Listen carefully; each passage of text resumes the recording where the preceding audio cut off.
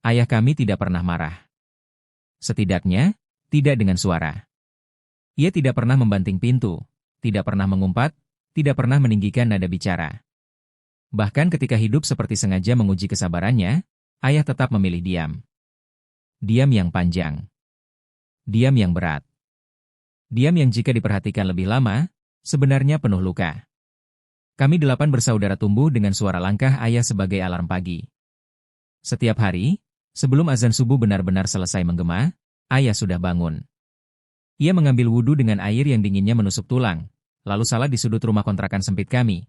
Rumah dengan dinding papan tipis dan atap seng yang sering bocor jika hujan turun lebih lama dari doa. Selesai salat, ayah duduk lama. Punggungnya membungkuk, kepalanya tertunduk. Bukan tidur. Ia seperti sedang menimbang sesuatu yang berat di dadanya. Kadang kami mengintip dari balik pintu kamar, melihat punggung itu. Punggung yang menahan 8 takdir kecil bernama anak-anak. Ayah tidak pernah membangunkan kami dengan bentakan. Bangun. Tidak pernah. Ia hanya mengetuk pintu pelan. Sekolah, jangan terlambat. Suara itu rendah, serak, seperti suara orang yang menyimpan terlalu banyak hal di dalam dadanya. Ayah menjual air bersih.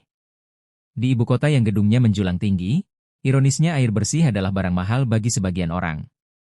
Ayah mengangkut air menggunakan gerobak tua dengan 2 galon besar di kiri dan kanan. Roda gerobak itu sudah berkarat, bunyinya berdecit setiap kali ayah mendorongnya menyusuri gang sempit. Pagi-pagi sekali ayah sudah berangkat. Kadang belum terang. Lampu-lampu jalan masih menyala, dan ayah berjalan sendirian, seperti bayangan yang bergerak perlahan melawan waktu. Kami sering bertanya, "Yah, capek enggak?" Ayah selalu tersenyum. Biasa. Jawaban itu selalu sama. Biasa. Padahal kami tahu, tidak ada yang biasa dari mendorong ratusan liter air di bawah terik matahari ibu kota. Tidak ada yang biasa dari telapak tangan yang kapalan, bahu yang pegal, kaki yang sering kram di malam hari. Tidak ada yang biasa dari pulang dengan baju basah oleh keringat dan air tumpah, lalu tidur hanya sebentar sebelum besok mengulang semuanya lagi. Ayah pulang menjelang maghrib. Bajunya bau matahari. Bau kerja keras. Bau hidup yang tidak pernah memberi jeda. Ibu kami berbeda. Ibu mudah marah. Bukan karena ibu jahat, tapi karena hidup terlalu sering membuatnya lelah dengan cara yang berbeda. Ibu marah pada keadaan, pada kekurangan, pada waktu yang tidak pernah cukup. Dan seringkali, kemarahan itu jatuh pada ayah. Jika suatu hari ayah pulang dengan uang lebih sedikit, ibu akan diam seharian. Diam yang dingin. Jika ayah tidak bekerja 1 hari karena sakit, ibu akan meledak. "Kamu mau anak-anak makan apa?" Suara ibu tinggi. Tajam. Menyentuh langsung ke dada. Ayah tidak pernah membalas. Ia hanya menunduk. Kadang mengusap wajahnya, seperti mencoba menghapus sesuatu yang tak terlihat. Lalu berkata pelan, "Besok saya usahakan lagi." Tidak pernah ada kata, "tapi," dari ayah. Tidak pernah ada pembelaan. Kami, anak-anaknya, belajar satu hal sejak kecil. Ayah lebih memilih menahan harga dirinya daripada membuat rumah semakin gaduh. Makan adalah peristiwa penting di rumah kami. Bukan karena menunya istimewa, tapi karena porsinya harus dibagi dengan adil. Seringkali 1 piring nasi harus cukup untuk 2 anak. Lauknya tempe, kadang ikan asin kecil yang digoreng kering agar terasa banyak. Ayah selalu makan paling terakhir. Ketika ibu berkata, "Sudah habis?" Ayah hanya mengangguk. Tidak apa-apa. Ayah sudah kenyang. Kami tahu itu bohong. Malam hari, ketika kami pura-pura tidur, ayah sering duduk di dapur, minum air putih berulang kali. Air itu mungkin menipu perutnya agar tidak terlalu perih. Kami mendengar suara ayah menarik napas panjang, lalu menghela napas yang lebih panjang lagi. Ayah menahan lapar. Menahan lelah. Menahan segalanya. Sepatu sekolah kami jarang baru. Biasanya sepatu kakak turun ke adik. Jika solnya terlepas, ayah memperbaikinya dengan lem dan paku kecil. Tangannya kasar, tapi gerakannya teliti. "Ayah, beli yang baru aja," kata kami suatu hari. Ayah tersenyum kecil. "Masih bisa dipakai." Kalimat itu seperti prinsip hidup ayah.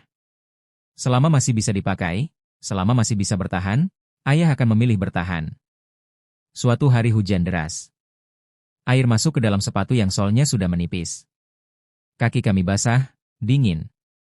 Kami pulang dengan langkah pelan. Ayah melihat sepatu itu, lalu malamnya pergi entah kemana. Pagi hari, sepatu itu sudah rapi. Solnya diganti dengan potongan ban bekas. Tidak indah, tapi kuat. Ayah tidak pernah berkata, "Ayah capek." Tapi kami tahu. Ayah jarang sakit. Atau lebih tepatnya, ayah jarang mengaku sakit. Suatu malam ayah menggigil hebat. Badannya panas.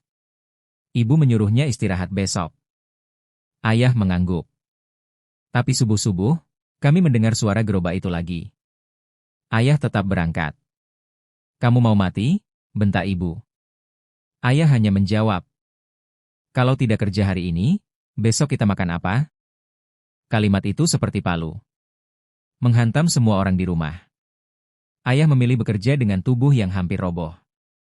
Pulang dengan wajah pucat. Malam itu ia pingsan. Untuk pertama kalinya kami melihat ayah terbaring tak berdaya. Dan untuk pertama kalinya, ibu menangis tanpa suara. Ayah tidak pandai berceramah. Tidak pandai memberi nasihat panjang. Tapi ayah selalu berdoa. Setiap selesai salat, ayah mengangkat tangannya lama. Bibirnya bergerak pelan. Tidak ada suara. Tidak ada air mata yang jatuh berlebihan. Tapi ada sesuatu yang berat di udara. Kami pernah mendengar sepenggal doanya. "Ya Allah, kalau lelah ini harus saya yang tanggung, jangan anak-anak saya." Kalimat itu menempel di kepala kami sampai dewasa. Waktu berjalan tanpa pernah meminta izin. Anak-anak yang dulu berebut sepiring nasi mulai tumbuh dewasa. Satu persatu, kami pergi meninggalkan rumah. Ada yang merantau untuk bekerja, ada yang menikah muda, ada yang pergi karena merasa tidak punya pilihan lain. Rumah itu menjadi lebih sepi. Ayah tidak pernah melarang siapapun pergi.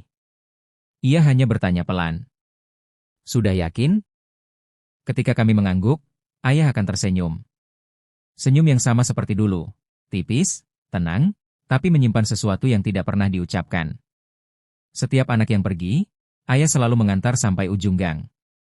Berdiri lama, menunggu sampai sosok itu benar-benar hilang dari pandangan. Kadang ia masih berdiri meski orangnya sudah tak terlihat. Seolah-olah ayah menunggu kepastian bahwa dunia tidak akan terlalu kejam pada anaknya. Kami tidak tahu, setiap punggung yang menjauh, ada sepotong hati ayah yang ikut pergi. Ketika tinggal hanya 3 anak di rumah itu terasa aneh. Bukan karena luasnya bertambah, tapi karena suara tawa berkurang. Ayah masih bangun pagi. Masih berangkat bekerja. Masih menjual air keliling. Tapi langkahnya lebih pelan. Gerobak itu kini sering ia dorong sambil berhenti sebentar. Mengatur napas. Mengusap lutut. Menekan pinggang. Tubuhnya mulai menagih apa yang selama puluhan tahun ia pinjam paksa. "Yah, berhenti aja," kata salah satu dari kami. "Anak-anak sudah mulai kerja." Ayah menggeleng. Selama ayah masih bisa jalan, ayah kerja. Bukan karena tidak percaya pada anak-anaknya. Tapi karena ayah tidak tahu bagaimana caranya hidup tanpa merasa berguna. Ada perubahan lain yang pelan tapi nyata. Ibu mulai jarang marah. Bukan karena hidup menjadi lebih mudah, tapi karena lelahnya berubah bentuk. Ibu kini lebih sering diam. Duduk lama di depan rumah. Menatap jalanan kosong. Kadang matanya sembab. Suatu sore, ayah pulang lebih cepat. Tangannya gemetar saat menaruh galon. Ibu melihat itu. "Kamu kenapa?" Pertanyaannya pendek. Tidak tajam. Tidak tinggi. Ayah tersenyum kecil. "Biasa." Untuk pertama kalinya, ibu tidak membentak.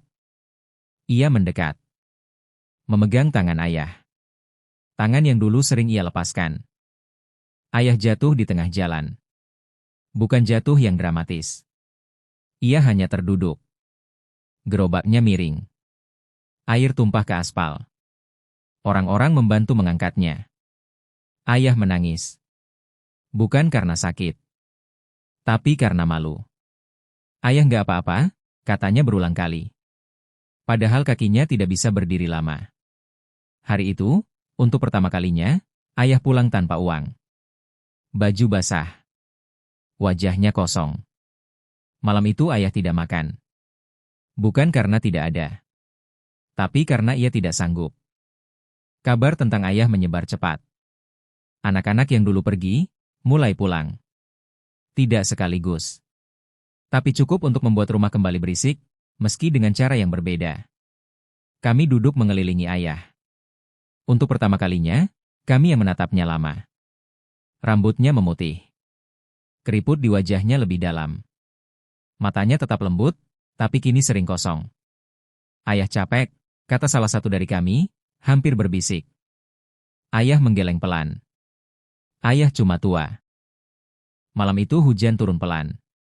Atap seng meneteskan bunyi-bunyi kecil yang dulu menenangkan, kini terasa sendu. Ayah duduk di ruang tengah. Kami mengelilinginya.